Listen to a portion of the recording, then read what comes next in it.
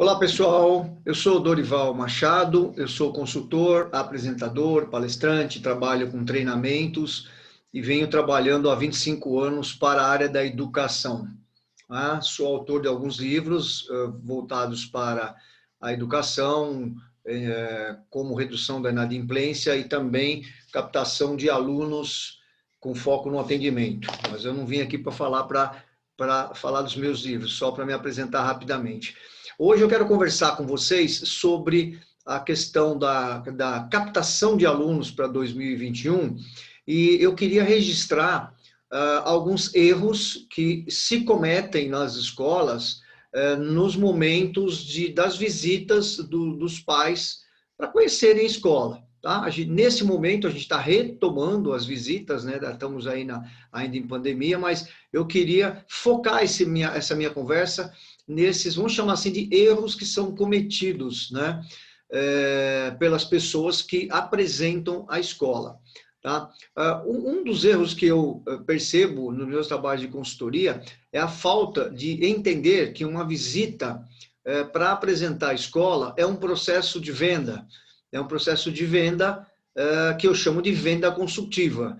E a gente não tem que ter nenhum tipo de preocupação nesse sentido. É uma venda, uma relação comercial, é uma escola. Nós vendemos serviços educacionais, as pessoas compram. Nós temos um serviço que alguém tem necessidade desse serviço.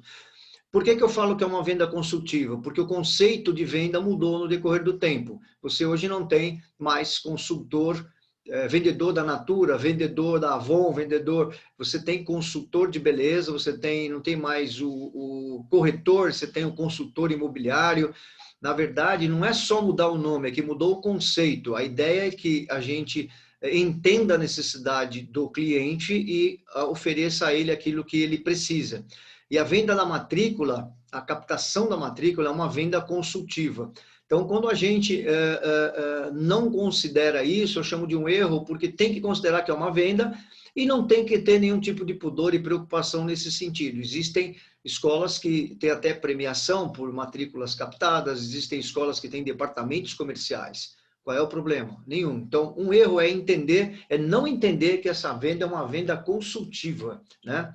Outro lado é que os atendentes, as pessoas que apresentam a escola, um outro erro que eu tenho observado, é que elas falam a maior parte do tempo, elas apresentam a escola, como elas conhecem, as pessoas conhecem a escola nos seus detalhes, então ela parte do princípio de que tudo que ela tem para falar é importante sobre a escola. Só que ao fazer isso, a gente comete um outro erro, a gente não qualifica o perfil de interesses de quem está buscando escola.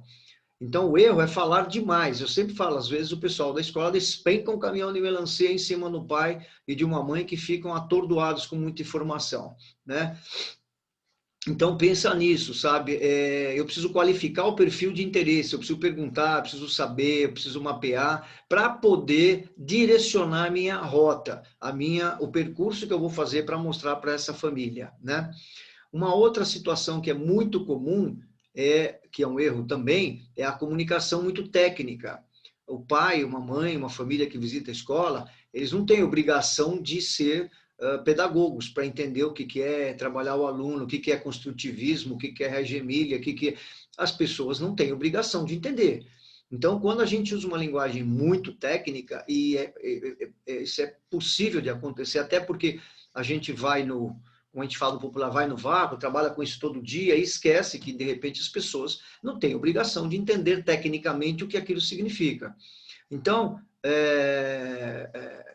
pensem na linguagem. A linguagem tem que ser uma linguagem adaptada ao cliente, ele tem que entender, né? Ele tem que ser possível dele entender, não pode ser uma linguagem muito técnica, né? Um outro erro é quando se apresenta a escola e a gente tem digamos assim, a mania, digamos assim, de apresentar a escola sob o nosso foco, quando, na verdade, a gente deveria apresentar a escola para a família, para o pai, para a mãe, mas com o olho dele, tentando falar sobre o ponto de vista dele, sabe? Se eu, por exemplo, identifico na qualificação, nas perguntas, que a pessoa valoriza a estrutura física, então é importante que eu direcione para a estrutura física, sabe? Se eu tenho uma biblioteca que tem 3.000 títulos, ao invés de eu ficar citando que tem 3.000 títulos, é mais fácil eu dizer que ali o aluno encontra qualquer tipo de pesquisa que ele vai fazer, porque tem 3.000 títulos. Mas olha, uma coisa é nós temos 3.000 títulos, outra coisa é ali ele vai encontrar tudo o que ele precisa, né? Uma coisa é dizer que nós temos câmeras para segurança, câmeras de segurança, outra coisa é dizer que ele vai ter a tranquilidade porque tudo é monitorado, percebe? Monitoramento é foco no cliente, a câmera é foco quem está para dentro. Então, a gente tem que se preocupar em apresentar sempre como se a gente estivesse do outro lado, é tentar falar e tentar fazer com que ele enxergue pela lente dele, não pela minha, né? Então, essa é uma coisa que a gente percebe, né, que acontece. Um outro erro é que as pessoas nem sempre conhecem os concorrentes. Quem apresenta a escola não conhece a concorrência ou conhece muito pouco da concorrência. E isso é muito ruim, porque aquele pai, aquela família, aquela mãe, está visitando escola. Então, para eles estão conhecendo, eles estão visitando concorrentes. Quando eu não conheço a concorrência, eu corro o risco de ser pego numa saia justa aí. O pessoal faz um comentário sobre um concorrente que eu não sei se é verdadeiro ou não, eu sou obrigado a concordar. Pode ser verdadeiro ou não, eu tenho que concordar, porque eu não sei se isso é verdadeiro ou não, né? Então, é um erro quando a gente não conhece. Então, quem atende precisa conhecer. Todos esses erros significam o oposto, né? O acerto eu tenho que conhecer concorrentes, eu tenho que entender o que os concorrentes fazem. Eu não posso ser informado de um procedimento de um concorrente pelo cliente, tá? Que ele foi ver e que ele ficou sabendo. Pode até ser, mas também se eu não mapeio, se eu não faço perguntas e eu só fico apresentando a escola, eu tiro essa oportunidade de ouvir alguma coisa que eu não sabia e que eu não dei chance para aquela família falar, porque eu só apresentei e não fiz questão de ouvir, né? Outra coisa importante, quando eu conheço os diferenciais, quando eu conheço o concorrente, é estabelecer diferenciais. Lembrando que diferenciais, cada vez mais, eles são de ciclo de vida menor. Por quê? Porque quando você cria um diferencial, automaticamente a concorrência se vê que ele é bom, copia. Aí ele passa a não ser mais diferencial. Outro dia, numa palestra minha, o pessoal me mandou uns materiais antes da palestra, que eu pedi, eram várias escolas, eu fiz umas perguntas e perguntei para que elas me dissessem sobre um diferencial muito forte da escola.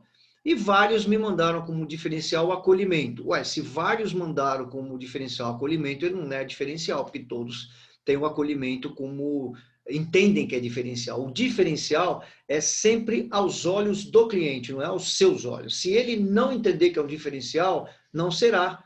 Não adianta você achar que será, porque não vai ser, né? Então, um erro é não saber quais são, né, os diferenciais. A gente tem que explorar, a gente tem que comparar o que a gente tem com o que o concorrente tem, fazer uma análise sem tendência emocional. O que eu quero dizer? Às vezes, pelo tempo que você tem na sua escola, ou até por você ter criado a escola, por você ser um dono da escola, você tem todo um vínculo emocional. Então, a escola é maravilhosa e ela pode até ser, mas não há nada que seja tão bom que não possa melhorar, né? Então, pensa nisso, sabe? Olhar a sua escola sempre com o olho do cliente. Eu peço, eu até sugiro nas minhas consultorias, vá para a porta da escola, olhe para a sua escola e vê como é que você a enxerga, mas tentando ver com o olho do cliente, né? Mais um erro que eu noto nas apresentações, na visita, né, no percurso, é que quando as pessoas não sabem como reagir quando o cliente pede desconto, ele sinaliza que o preço é alto. Mas o preço é alto, mas eu não posso pagar. Tem bolsa, né? Tem algum tipo de desconto. Então, as pessoas, às vezes, têm dificuldade em reagir. E eu quero te dizer o seguinte, quando a pessoa diz é caro ou... principalmente isso, é muito caro para aquilo que eu estava pensando, ela está dizendo que é caro de fato? Esse caro é porque não cabe no bolso dela? Ou será que ela está dizendo que é caro para ver se você dá um desconto, né? E aí, então, é importante nós entendermos se aquilo é de fato uma realidade ou é uma estratégia para obter um desconto, por exemplo. E aí, quando ele diz que é caro, eu sempre oriento. Pergunta, caro em relação ao quê? Se uma coisa é caro ou barato, tem que ter uma referência, está comparando com alguém. Então, é caro em relação a quê ou caro em relação a quem? Ah, caro em relação à escola X, que é 20% menor que vocês. Muito bem, o que que eles te oferecem por 20% a menos que a gente? Me fala o que que eles oferecem. Porque a pessoa, se ela estiver falando a verdade, ao dizer o que que é oferecido, ela está te dizendo o que que ela valorizou da apresentação da outra escola, para você poder fazer também a sua contra-argumentação. Então, eu já vi reações do tipo, ah, mas a sua escola é muito cara. Não, mas é mais em conta da região. Ah, a sua escola é muito cara. Ah, mas a gente fala com a diretora, ela dá um desconto depois. Isso não explica o preço. Ou melhor, explica que o preço é um preço que não é verdadeiro. Tá certo? Não é verdadeiro. Porque quando você dá desconto, senão não é verdadeiro. Né? Outro erro é quando você, por exemplo, num contato, as pessoas, digamos que a pessoa ligue ou mande um e-mail para a escola, ou mande uma mensagem pelo Zap, ou Facebook, alguma coisa assim, é o prazo de resposta, por exemplo, disso, e a qualidade da resposta. Né? Agora eu estou ampliando um pouquinho a questão do erro. Mas olha só, quando a gente recebe de alguém um comunicado, seja uma ligação, seja uma mensagem digital, eu vou te dizer que 24 horas passou disso, a gente já está no atraso, já está jurássico. Tem que responder em 24 horas no máximo. Tá? Seja, não, ainda que seja para, digamos, pegar o telefone e ligar e falar assim, não tenho a resposta ainda, mas eu vou ter, sabe? Mas diga que não tem a resposta dentro das 24 horas. Sabe? Quem atende na escola precisa ter a preocupação de tentar obter um contato do outro lado. Imagine que alguém atendeu por telefone. É importante ela tentar obter um e-mail, é importante ela tentar ter um contato do outro lado. Se a pessoa se negar, é outra coisa. Mas quem apresenta a escola, quem atende, tem que ser um coletador de informação e não só um fornecedor de informação. Né? Então, o erro é quando a gente não faz esse tipo de abordagem, não solicita, né? Sempre, né? Eu sugiro que, se um contato é à distância, que seja por telefone ou seja por internet, convide a pessoa para uma visita, sabe? Pode parecer que eu estou falando óbvio, mas uma pesquisa que nós realizamos mostrou que um monte de gente não convidava para uma visita à escola. Então, convide a pessoa para conhecer a escola, para que você possa ter a chance de mostrar aquilo que foi, digamos assim, que fez com que a pessoa falasse com a escola, aquilo que foi o ponto de atração, digamos assim.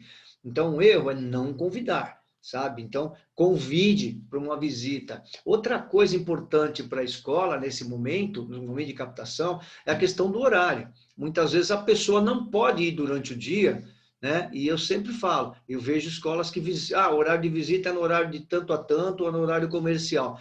Nada contra, eu acho que cada escola tem que se posicionar. Mas eu também digo o seguinte, que nós é que temos que nos adaptar ao mercado e não o mercado a nós. Se um monte de gente não tem tempo de vir durante o dia por motivo A ou B, vamos analisar se abre à noite, se abre no sábado.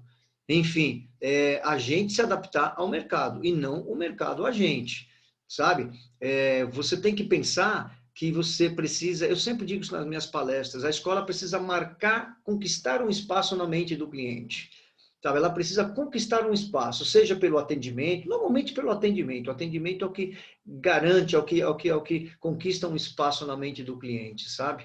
Então, é importante pensar nisso. Como é que eu vou conquistar um espaço na mente desse cliente? Como é que eu vou dar a ele, assim, 5 minutos para que ele perceba que aqueles 5 minutos fizeram a diferença naquela visita à escola, né?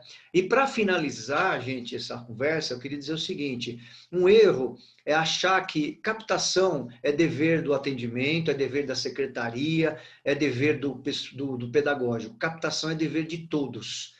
Então, a instituição ela tem o dever de envolver todo mundo num período de captação. Eu sempre falo, a instituição deveria lançar as suas campanhas, fazer um evento, ainda que seja um evento, nada de um evento apoteótico, uma reunião, para dizer, olha, agora nós estamos para valer num processo de captação de alunos, a tia da limpeza tem que saber disso, o cara do estacionamento, aquele que faz a portaria da escola, a entrada e saída de aluno, sabe? O cara que faz a manutenção, professor, enfim, cantina, seja lá quem for. Todo mundo é responsável pela captação, todo mundo tem que andar de mão dada, eu costumo dizer na mesma vibe, a vibe é mais alunos para 2021, tá?